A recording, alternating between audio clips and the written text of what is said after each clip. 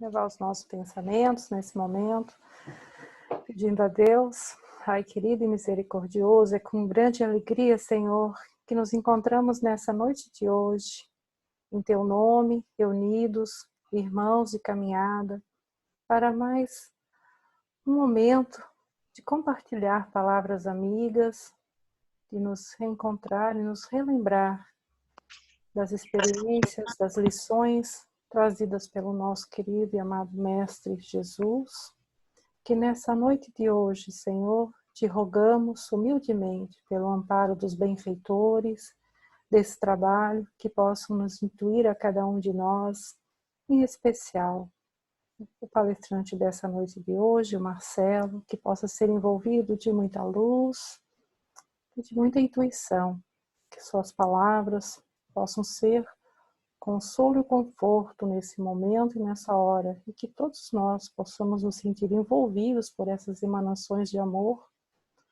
de luz e de muita paz. Graças te damos, Senhor, que assim seja.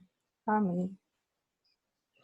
Então, boa noite a todos, né? Hoje nós temos a presença do nosso querido amigo Marcelo Neto, da Flórida, e em que ele vai nos falar a caminho do amor, que é algo que nos faz sentir todos nós nesse momento, nós estamos sentindo cada vez mais a falta do nosso amado Mestre Jesus, né? Todos nós estamos buscando essa paz, esse amor, se sentir envolvidos, mas para isso também a gente sabe que requer trabalho e requer a nossa parte, a nossa dedicação, né? Todos nós temos que nos envolver nesse trabalho, porque nós somos parte de uma grande engrenagem que se chama Universo Divino.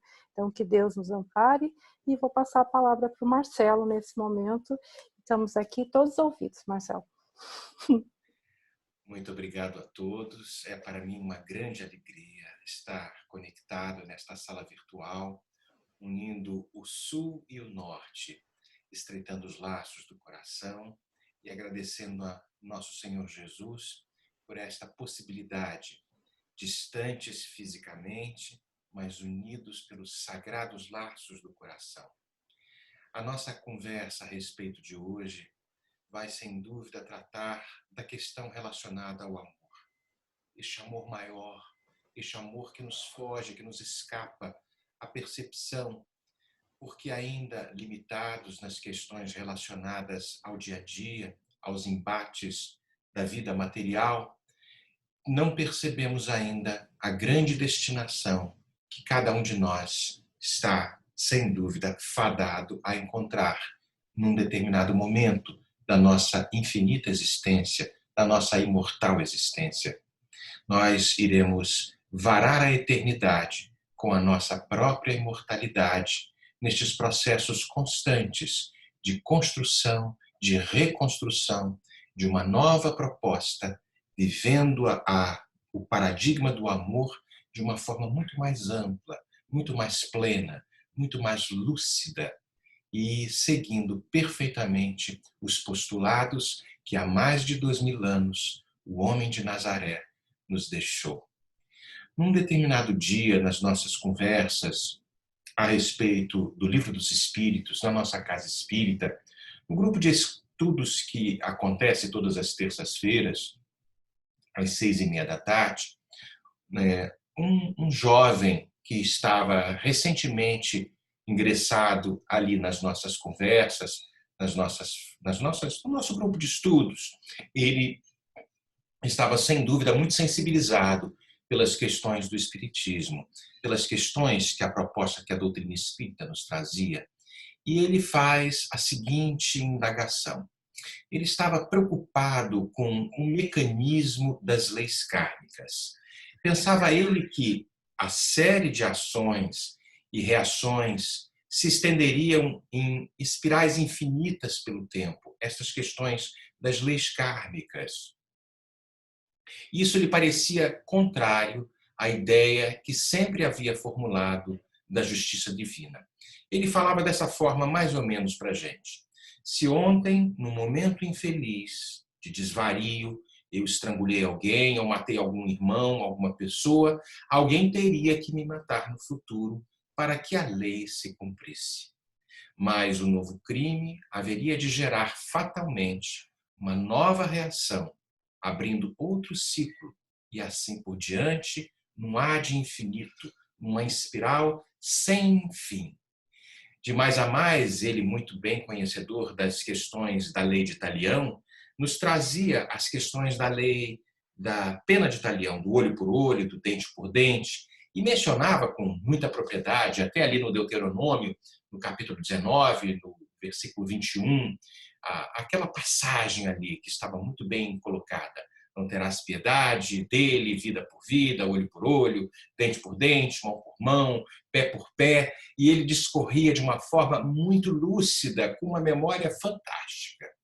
A prática da retaliação estava, pois, profundamente enraizada na psicologia profunda dos povos, e aquele mesmo rapaz trazia estes questionamentos. Era não apenas permitida esta lei, mas ela era também prescrita claramente, também recomendada e incentivada.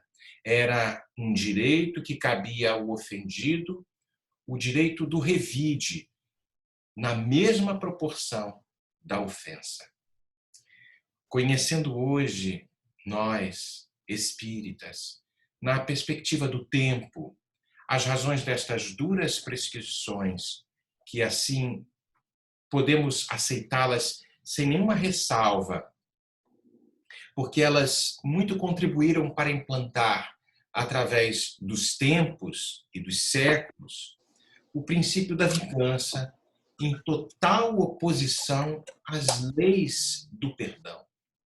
A vingança, nós sabemos hoje, ela prende o ofendido ao ofensor. Ela reabre o ciclo que se alarga através dos tempos, pelos mecanismos da reencarnação. Aquele que se vinga diante da agressão física ou moral assume simultaneamente o compromisso de resgatar sua falta mais adiante, num futuro próximo ou num futuro mais distante. Isso já nós sabíamos, já sabemos. Quando recebemos em nossas reuniões mediúnicas o espírito que cobra uma falta praticada contra ele, é muito comum a gente ouvir aquela velha citação mosaica: olho por olho, dente por dente. Só que esta entidade esquece ou ignora, sofredora como é, exatamente por causa desta lei, não o decálogo, aquela lei civil estabelecida por Moisés, na verdade, muito antes de Moisés, esta lei de Talião, que ele não deve acionar este dispositivo de vingança, porque o ciclo da ofensa não será fechado desta forma. Se lhe foi possível funcionar, vou colocar dessa forma, gente, se lhe foi possível funcionar como ofendido, prejudicado, imolado à calúnia, à agressão, ao falso testemunho, ao crime, afinal, é porque ele próprio, essa entidade, ou nós mesmos, fomos objeto da mesma pena num passado, em algum ponto do tempo. E aí sim, nesta lei que se estabelece, ofendido retribui a ofensa, e neste ciclo interminável a gente vai perceber que não há escapatória. É certo que a prescrição da lei mosaica, da lei civil mosaica, não no decálogo, reproduzida pelos legisladores que se lhe seguiram ao longo dos séculos, tinha em vista preservar um mínimo de respeito à vida, naquele momento, à integridade física, à integridade moral do semelhante. Mas o Cristo de Deus extrairia deste ensinamento, traria deste ensinamento uma conotação inteiramente oposta daquilo que nós estávamos acostumados. No Evangelho de Mateus, no capítulo 5, no versículo de 38 a 41, nós vamos escutar o Mestre dizendo: ouvistes dizer, olho por olho, dente por dente.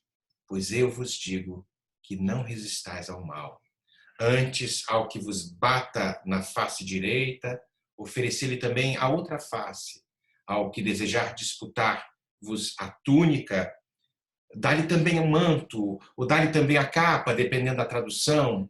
Ao que vos abrigue, que vos obrigue a andar 1 milha, vai com ele também 2 milhas. Que estranha filosofia seria essa que tão profundamente vai contrariar a lei civil mosaica? Como pode aquele que recebe uma bofetada na face direita, apresentar à esquerda ao agressor?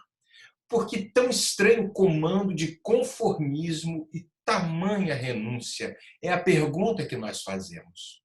E em nossas explanações, nas nossas conversas, que ocorreram ali naquele momento, com aquele jovem, de uma forma muito agradável e contando com a participação de outros que ali estavam no grupo, falávamos que as leis divinas são muito mais sábias e perfeitas do que podemos imaginar ou sonhar. Ao descer até nós, vindo das mais elevadas esferas espirituais, o Divino Mestre nos trouxe a mensagem da verdade suprema, a verdade suprema da vida, que é o amor que Ele nos trouxe. Ele, sem dúvida, nos falou no Evangelho de João, no capítulo 16, no versículo 33, no mundo tereis aflições, mas tende bom ânimo, eu venci o mundo. Que seria este mundo que nosso Senhor havia vencido? Este mundo tão desafiador para cada um de nós, que nos encontramos às vezes tão limitados, com a sensação da fragilidade que a matéria nos convida, muitas vezes, a este véu que nos tapa os olhos de que a nossa realidade será, sem dúvida, muito mais bela, porque somos espíritos imortais. E como ele próprio dizia, Mestre, ele não vinha destruir a lei do decálogo, mas fazê-la cumprir-se. Não se alterariam aí a substância dos postulados kármicos, mas ficariam eles, porém, esvaziados no seu conteúdo, esse conteúdo de inexorabilidade, para adquirirem um suave colorido de reparação. Ensinava o amigo sublime que só uma atitude poderia quebrar aquele ciclo vicioso. E esta atitude seria o amor.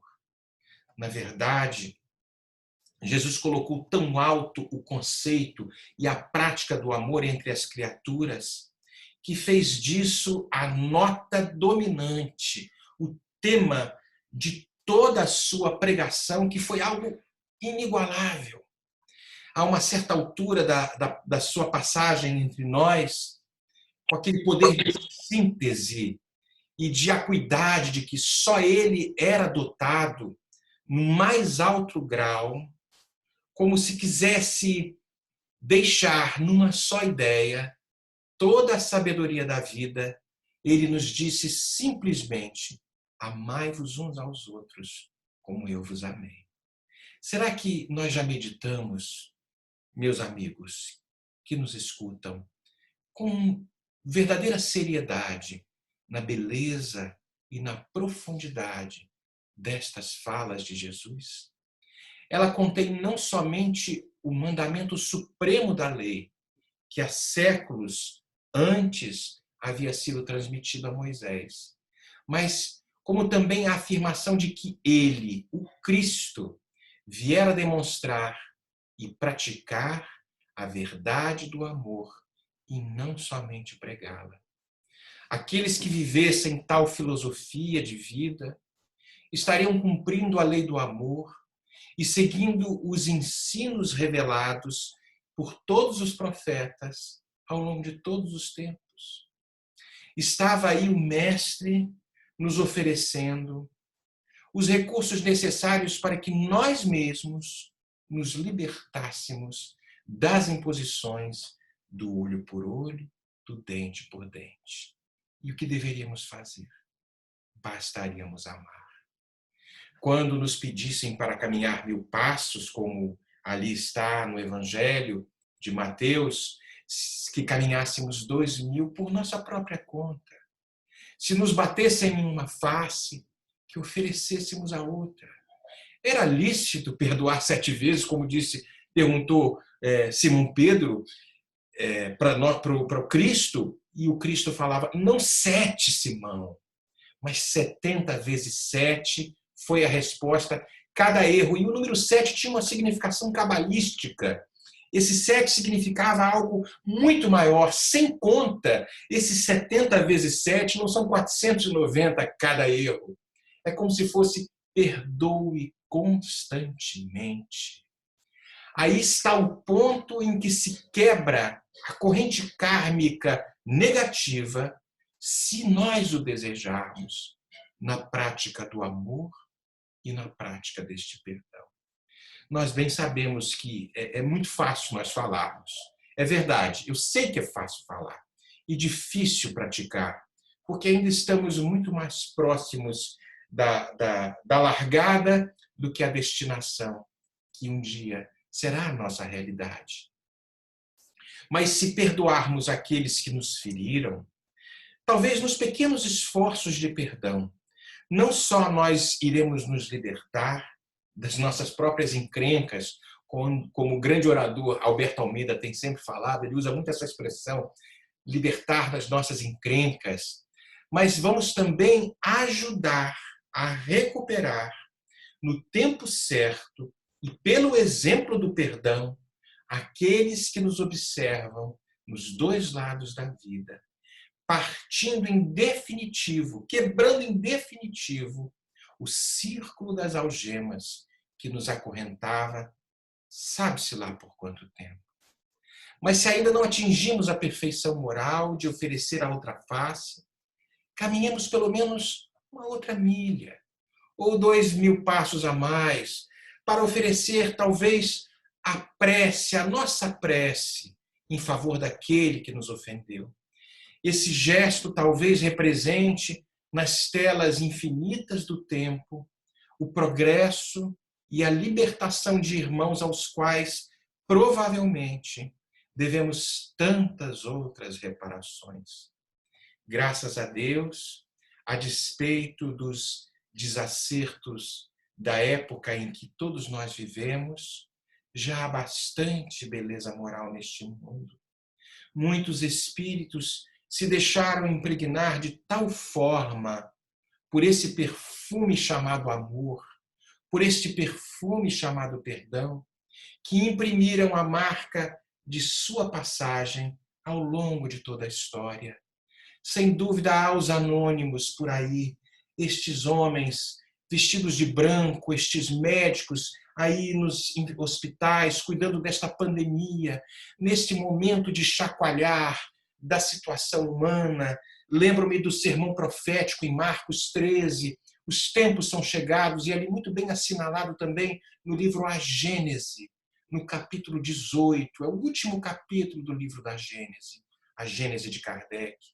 E aí vamos perceber ali que nos sinais dos tempos, talvez o convite esteja sendo feito novamente, porque nesse local e neste momento, neste tempo e espaço que nos encontramos, todos estamos sujeitos às mesmas fragilidades. Há no Evangelho segundo o Espiritismo, no capítulo 17, no item 7, uma passagem, o capítulo se chama Sede Perfeitos. Eu particularmente me atenho sempre a esta passagem. Foi uma mensagem ditada pelo Espírito Lázaro. Foi ditada em Paris, em 1863. E o Espírito Lázaro vai falar, num determinado momento da mensagem, que todos nós sofremos, pobres, ricos, instruídos ou ignorantes. Todos sofrem e a dor é referente, a dor nivela todos nós, porque nosso Senhor, na verdade ele fala que o Pai Celestial quer que todos nós, pela experiência comum da dor, percebamos a fragilidade da matéria e vislumbremos as coisas que verdadeiramente têm sentido. as coisas da vida eterna. Nós falávamos destes exemplos, destes homens, destas mulheres que marcaram, enquanto na Terra, os destinos da humanidade com seus exemplos profundos de abnegação, cantando a cerimônia, a serenata do amor, de uma forma tão sublime. Francisco de Assis, num transbordamento de amor incontido, pregava tanto aos homens como aos humildes seres da criação, procurando atraí-los todos para esta luz que sempre nos banhou. Teresa d'Ávila, em transportes de amor sublimado pelo mestre, ela vivia mais do lado de lá do que do lado de cá. Tamanho eram os seus momentos de êxtase, de entendimento de que a vida verdadeira tem outras propostas. Joana d'Arc, sobre a pressão desencadeada do poder terreno, das brigas que ocorriam entre Inglaterra e França, não cessou de amar e de perdoar. Podemos chamar, de repente, Albert Schweitzer, aquele homem que largou todas as questões na Europa, com todas as belezas. Ele era um grande organista e mergulhou no coração da selva africana, tentando curar, tentando ensinar, tentando educar, amparar, sem outra paga que não a satisfação de exercer o amor pelo ser humano. Sim, é verdade, parecem ícones tão distantes da nossa realidade. Mas nós começamos aos poucos, porque toda grande caminhada na construção de um edifício que nos cabe construir dentro dos nossos próprios corações começa pelo primeiro passo. Se não conseguimos perdoar, talvez, a grande falta cometida, aproveitemos agora, nestes momentos de confinamento, nos pequenos perdões. A pergunta 775 do Livro dos Espíritos, Allan Kardec pergunta aos benfeitores o que ocorreria se houvesse um afrouxamento dos laços de família. E os benfeitores nos trazem que uma recrudescência do egoísmo, mostrando que a célula familiar, a família, é a primeira escola ofertada pelo Pai Celestial para que nós possamos esculpir naquele núcleo cuidadosamente preparado as questões relacionadas à caridade como era entendida por Jesus. Muito bem assinalada ali na questão 886 do Livro dos Espíritos. Benevolência para com todos, indulgência para com as imperfeições alheias e perdão das ofensas. Vejamos que a palavra benevolência vem de benevolere, é a etimologia da palavra. A bondade que vai numa volência, benevolência para com todos. Não é só para com a Fátima, para com a Janete e os amigos todos que estão aí. Benevolência para com a humanidade. Nesta construção pequenina que inicia-se dentro da família. Indulgência para com as imperfeições alheias, porque a indulgência, se quebrarmos a palavra in, vem de dentro, dulgência vem de dulcere, a doçura interna.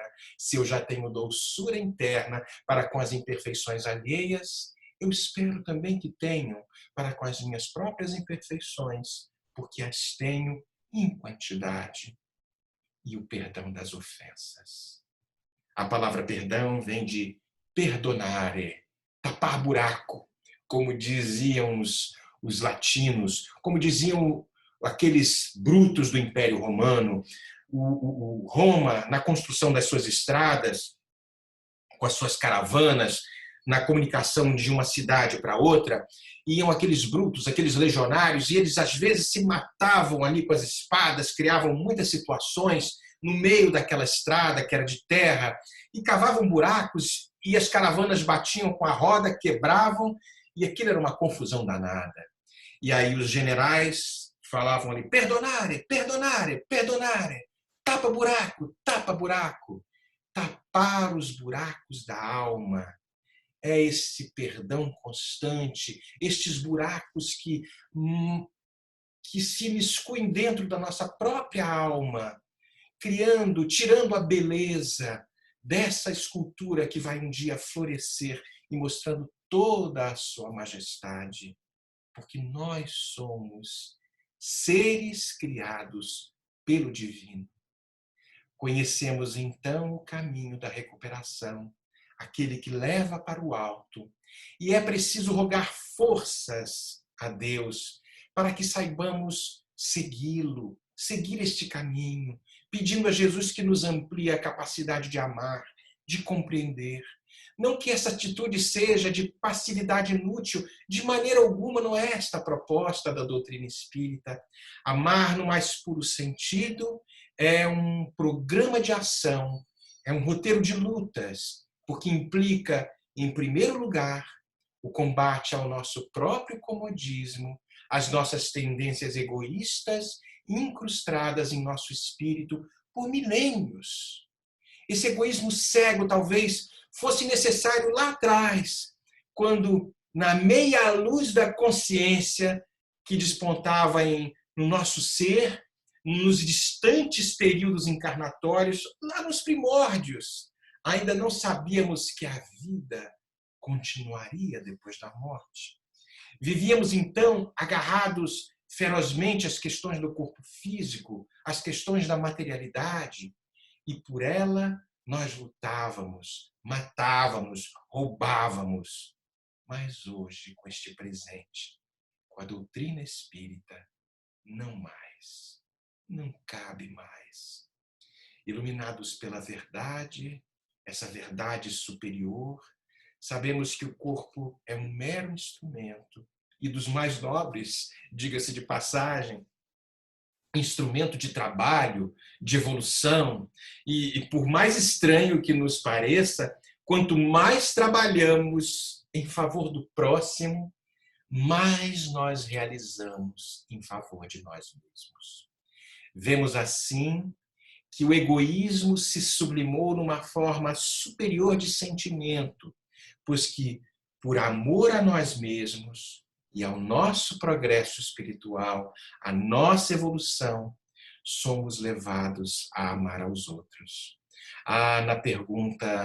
Na resposta aqui do Livro dos Espíritos 540, um trecho que eu guardo de memória, ele coloca todo o encadeamento, e assim que tudo serve, que tudo se encadeia na natureza, desde o átomo primitivo até o arcanjo mais belo, que também um dia começou por ser átomo. Admirável lei da harmonia, que o vosso acanhado espírito ainda não pode aprender em seu conjunto.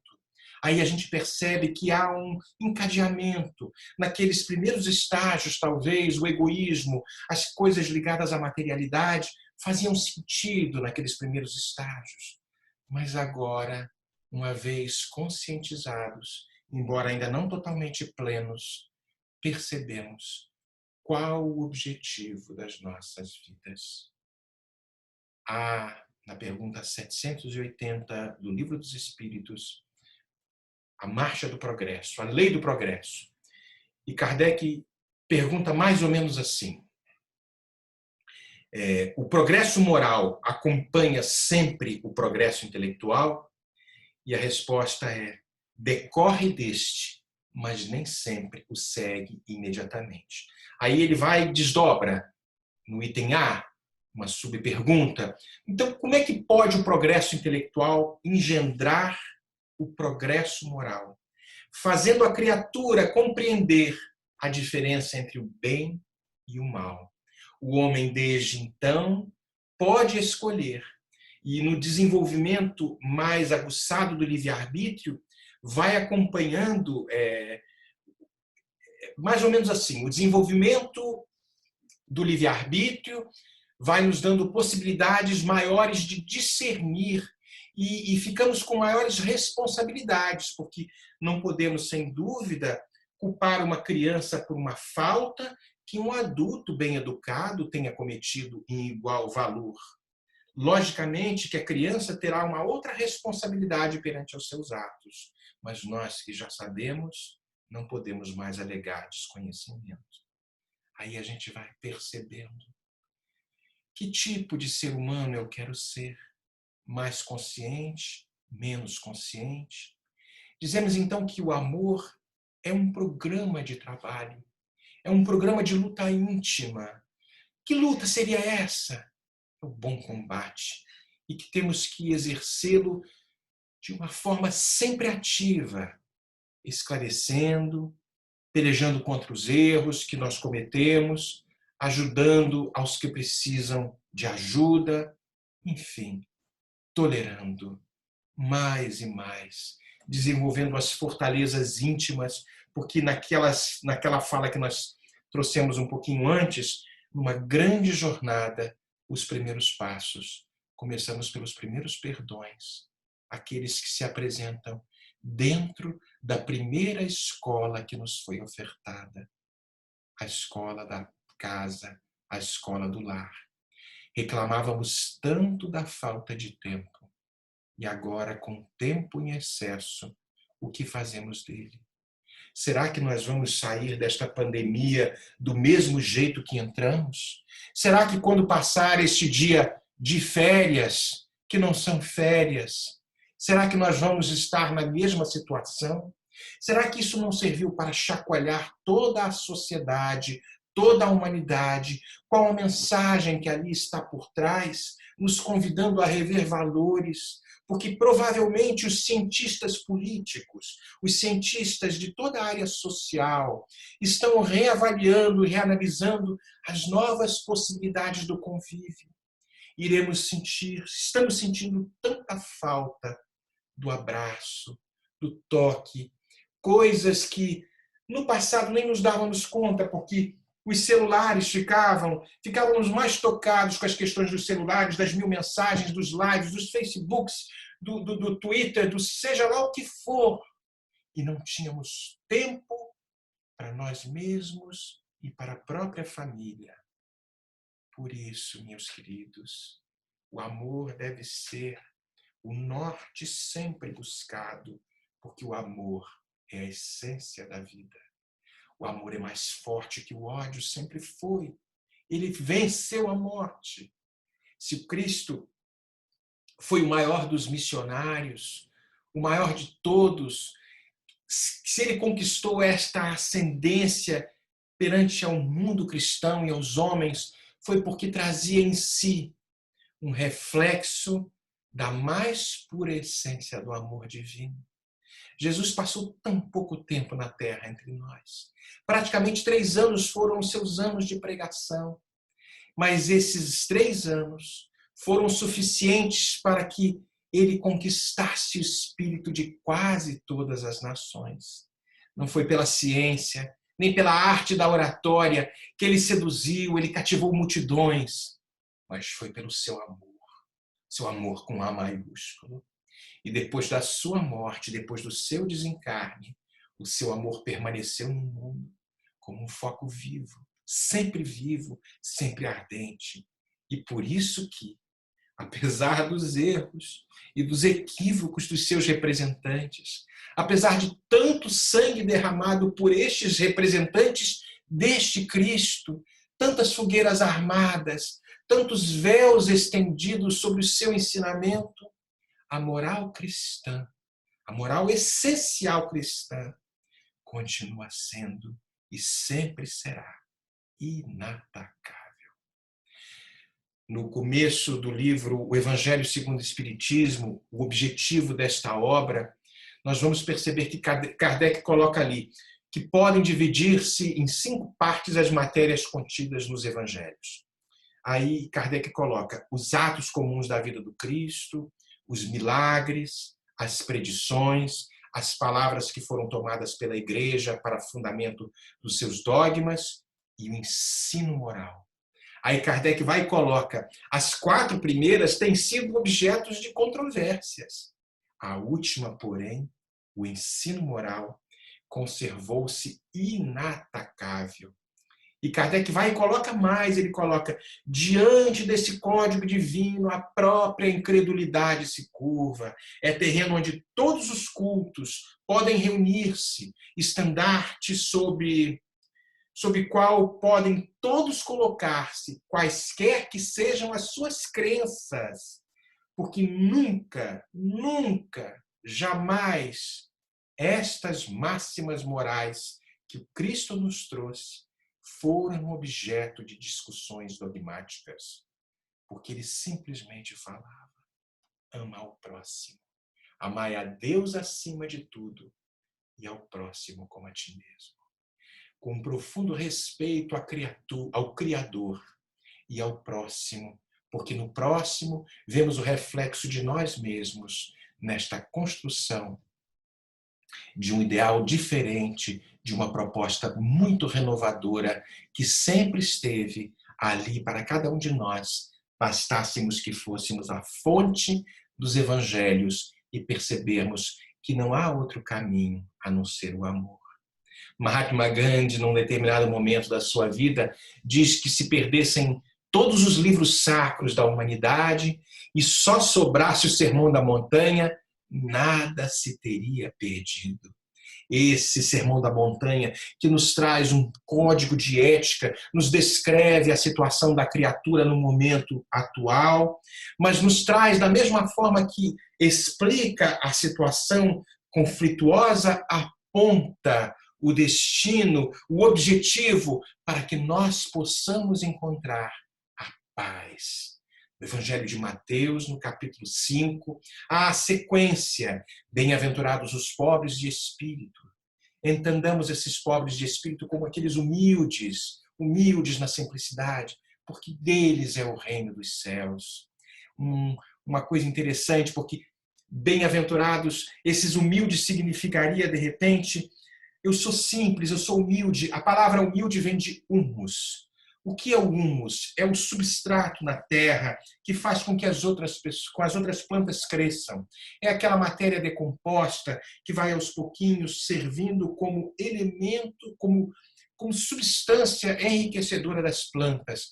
Então eu me faço humilde, não essa humildade aparente e falsa humildade, aquele que tem o seu pote diminuído. Eu estou com ansiedade de espiritualidade. Eu não estou cheio de mim, de prepotência. Eu estou aberto a receber as coisas do céu, essas mensagens do Evangelho.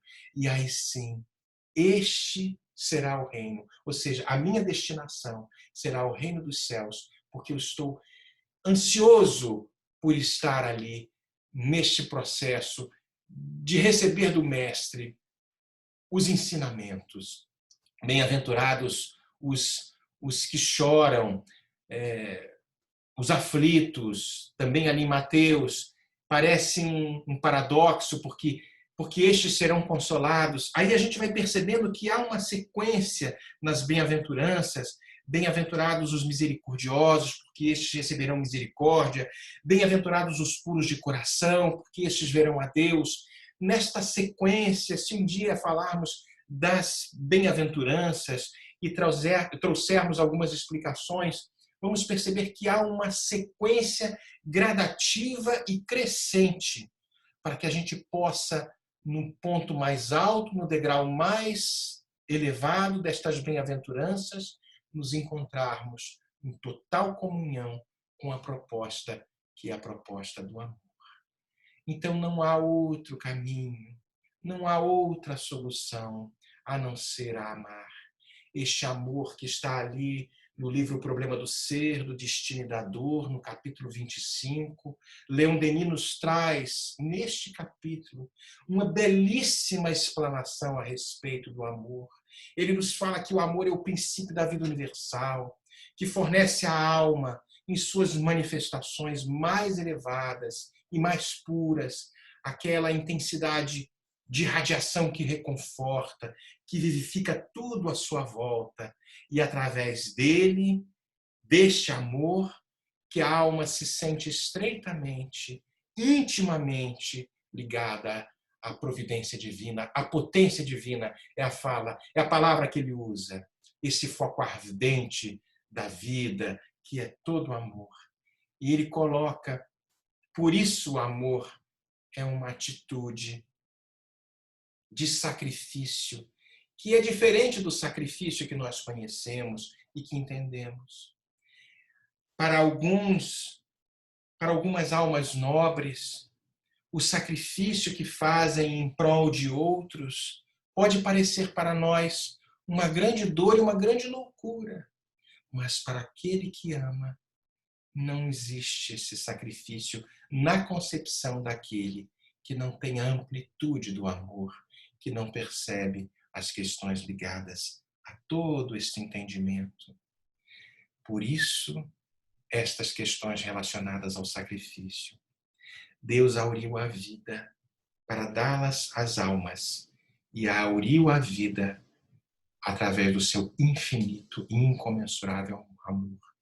Ao mesmo tempo que este amor é uma efusão vital, ela é também um princípio afetivo que está ali destinado a germinar nos seus primeiros passos, nos seus primeiros momentos e florescer na hora certa, através dos milênios infindáveis, até que a gente possa, como a gente disse na pergunta 540 do Livro dos Espíritos, do átomo primitivo ao arcanjo mais bonito, tudo se encadeia para a glória, para o amor, para a beleza, nesta marcha infinita. Eu costumo falar, às vezes, nas minhas questões ligadas à matemática. A minha formação é da área de exatas, da área de engenharia. Eu não sei se vocês lembram das questões ligadas aos denominadores, as frações. Quem se lembra? Embaixo tem o denominador, em cima tem o numerador. O numerador vai ser dividido pelo denominador. Vamos fazer o seguinte exercício. Embaixo, no denominador, eu vou colocar o infinito, porque o infinito é para onde nós estamos varando. Em cima, no numerador, eu vou colocar o número de anos que eu tenho sofrido. Vou botar aí 5.000 anos. Olha que eu não fui devagar, hein? 5.000 anos de sofrimento. Qualquer número que seja colocado no numerador, quando ele é dividido pelo infinito, o resultado é praticamente zero. O que eu quero dizer com isso? Filosoficamente falando, o tempo que nós passamos no sofrimento será praticamente zero, porque temos a eternidade da felicidade pela nossa frente. E aí a gente vai entender que nesses momentos de sofrimento, de arrastamento pela terra ainda, nessas questões ligadas à materialidade, tudo isso é um átimo de segundo comparado à eternidade das felicidades sem fins e da plenitude que cada um de nós irá experimentar. Esse amor é uma força inesgotável. Ele renova-se incessantemente e gratifica-nos simultaneamente, aqueles que dão e aqueles que recebem. É pelo amor, este sol das almas, que Deus age com mais eficácia no mundo. Por ele atrai a tudo e a todos, os pobres, nossas pobres criaturas, né, para nos aglomerarmos em torno deste foco divino, deste foco de amor. E aí a gente vai percebendo dos múltiplos estágios, por onde nós vamos passando, por onde nós vamos... Perdão, que o telefone toca aqui, né? Por esses múltiplos estágios que nós estamos percorrendo. Talvez enfrentemos algumas situações de dor, muitas, eu tenho certeza, famílias, pessoas perdendo seus empregos, sem a ideia do que irá acontecer. Sem dúvida, isso é muito angustiante. Essa sensação de impotência diante das coisas que estão se passando nos leva muitas vezes a perder o rumo, a perder o chão. Mas eu assevero, com profunda confiança em Deus, que se nós fizermos silêncio íntimo, orarmos profundamente e estabelecermos a conexão que nunca deveria deixar de ter existido entre criatura e Criador, seremos plenificados de uma paz, de uma serenidade e talvez as soluções mais inesperadas nos visitem, nos convidando a um novo processo de construção, de novas etapas nesta infinita vilegiatura carnal. Múltiplas vidas. Na poesia de Castro Alves, pela pena psicográfica de Francisco Cândido Xavier, um poema belo, que há mistérios peregrinos nos mistérios dos destinos que nos mandam renascer. Da luz do Criador viemos, múltiplas vidas vivemos, para a mesma luz volver. Significa dizer que da luz do Criador viemos, múltiplas vidas vivemos, para que um dia a mesma luz nós volvamos.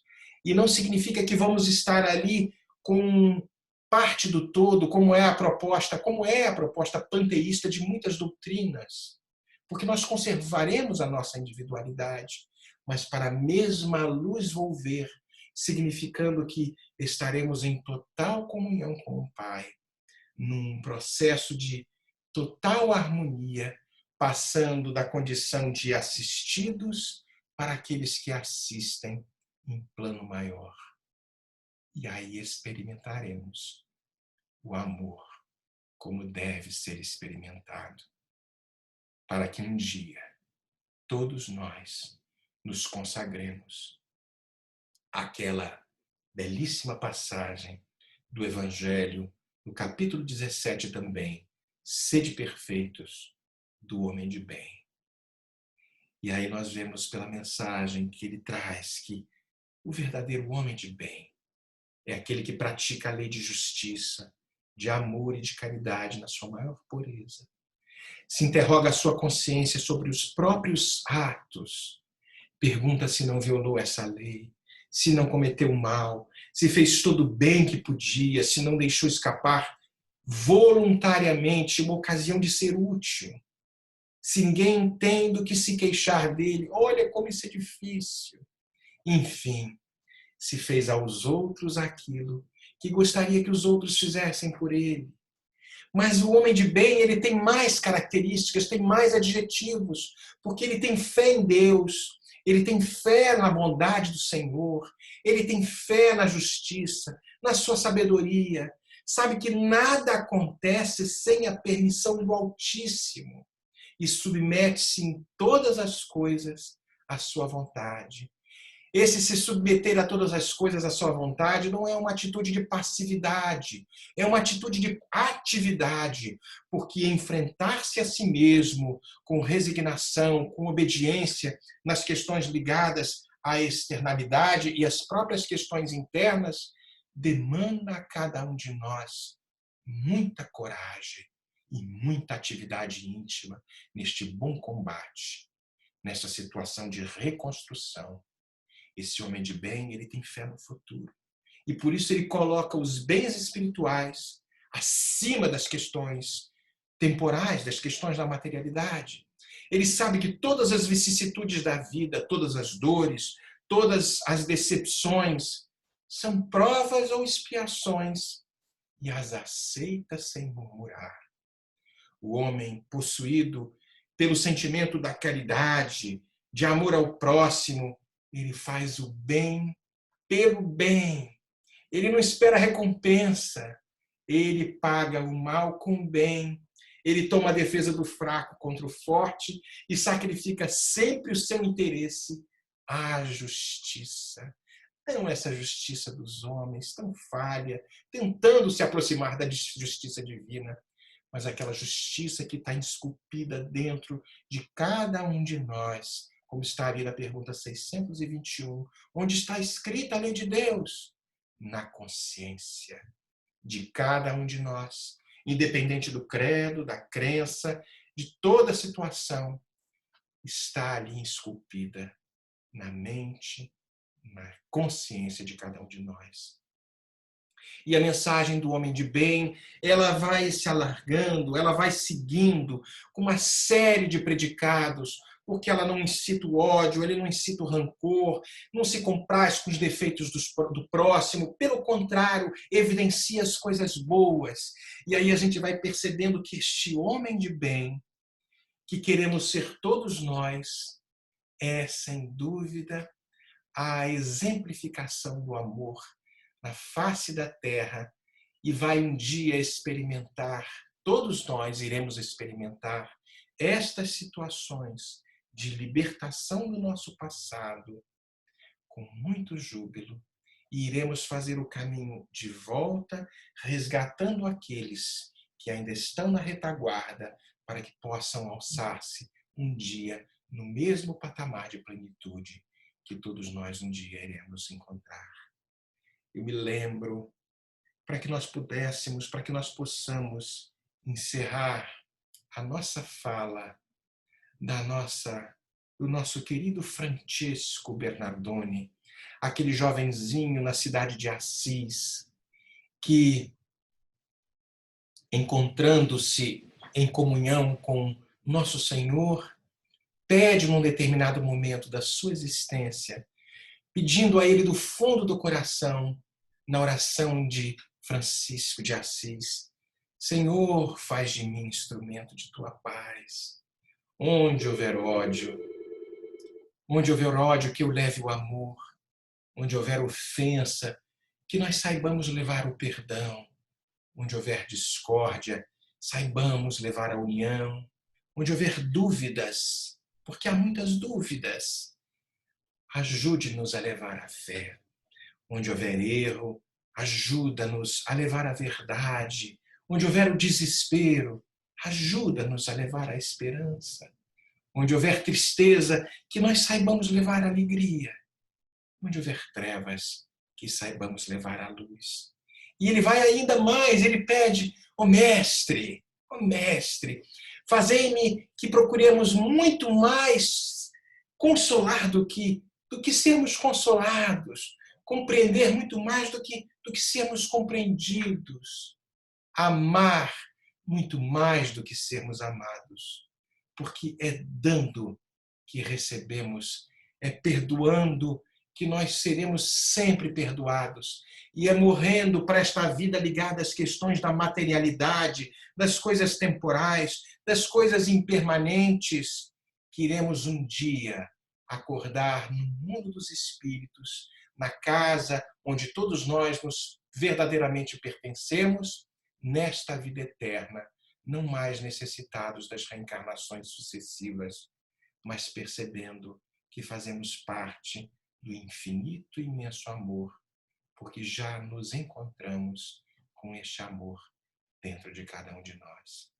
Eu agradeço muito a oportunidade que nos foi dada nessas nossas reflexões, talvez às vezes um pouco emocionados com algumas situações, mas nos toca profundamente, porque este amor com A maiúsculo será um dia a nossa realidade plena e consciente. Ainda estamos aí meio trôpegos, dando os passinhos de formiga, como diz a música do Lulu Santos: assim caminha a humanidade, com passos de formiga e sem vontade. Mas um dia a gente chega lá, pleno e confiante, porque somos filhos do amor. Muito obrigado a todos. Muito obrigado. A gente só tem a te agradecer, Marcelo, porque, engraçado, né? As pessoas se comunicam por palavras, mas as almas se comunicam por sentimentos. Elas só usam palavras para vestir esses sentimentos, né? Então, a gente sentiu o teu sentimento. E o teu sentimento toca o nosso. E é isso que dá força para a gente continuar. Porque as palavras, às vezes, se perdem, não é? Mas o sentir fica, não importa o tempo. Ele simplesmente é. Então, a gente te agradece do fundo da alma a presença, o amparo, o companheirismo, o suporte, na certeza de que todos nós estamos caminhando para o mesmo lugar. O caminho é um só, cada um vai no seu passo, mas nessa existência todos nós tivemos a chance do reencontro coletivo para caminharmos juntos, lado a lado. E que Deus te ampare muito, meu amigo. Te ilumine muito, que esse sol de onde você vive ilumine a tua alma sempre. E desbrave os caminhos que hão de vir, porque a tua luz há de brilhar em muitos corações. O tempo é infinito para todos nós, portanto, o teu tempo só começou, né? Segue em frente, caminha, estamos juntos, de ombros, mãos, corações unidos, nessa viagem que só está começando para nós. E nesse mundo novo, né, que se desenha na nossa frente, haveremos de nos reencontrar muitas vezes, em situações muito mais plenas e felizes de trabalho, de alegria, de saúde e de esperança. Fica aqui o agradecimento profundo da nossa alma para a tua. E transfere esse agradecimento também à sua família, porque aqueles que nos recebem nos fazem uma dádiva imensa de permitir que a humanidade se beneficie da presença dessas criaturas entre nós, e eles fizeram um favor para nós, trouxeram você para junto de nós nesse planeta. Então agradece muito, que Deus ampare muito seus pais, ampare muito você e a Andréia, e a esses que com você se vinculam como familiares da tua alma. Muito, muito obrigada. Tá? Muito obrigado, querida. E você vai voltar outras vezes, mas enquanto isso, a gente espera. Janete, você faz a prece para nós, por gentileza? Porque senão a gente chora aqui, né? Não vamos chorar, não. Estou chorando aqui, nossa. Ai, não, amiga. Então vamos agradecer a Deus pela dádiva que recebemos, por esse presente vindo do alto, através do nosso irmão, nosso amigo de caminhada. Pai querido, te agradecemos pela noite de hoje, por todo esse sentimento que foi emanado a cada um de nós, pois nos sentimos tocados em nossos corações, nos fazendo elevar os nossos pensamentos ao Mestre querido, sentindo a sua presença em nossa existência, sentindo essas vibrações de amor a nos fortalecer as fibras mais íntimas, nos dando a coragem para nos reerguermos e irmos de encontro ao trabalho no bem. Pai querido e misericordioso, graças te damos, Senhor, por essa oportunidade tão especial que nos oferecesse nessa noite de hoje. Abençoa, Pai, a todos os familiares dos que aqui se encontram, a todos aqueles que se vinculam em ambos os planos da vida. Te pedimos, Senhor, que nesse momento essas emanações de amor emitidos por cada um de nós, por esse sentimento de alegria em nossos corações, que possam ser estendidos a todo esse globo, a todo o planeta, que todo esse amor possa envolvê-lo com muita luz, com muita paz, chegando aos corações de cada ser, e assim também serem acolhidos, Senhor, por essa dádiva, por esse bálsamo, a consolar-lhes a alma, a dar-lhes o ânimo da vida. Que Jesus, nosso Mestre, nosso irmão, possa estar conosco sempre, olhando por todos nós. Que o seu amor esteja sempre conosco e que nós possamos fazer a nossa parte, o nosso trabalho, amando, perdoando, sendo úteis no bem, para que assim possamos nos unir de mãos dadas com o nosso Mestre, auxiliando sempre a todos. Graças te damos, Senhor, hoje e sempre, que a tua paz esteja conosco, com todos, Senhor, que assim seja. Amém.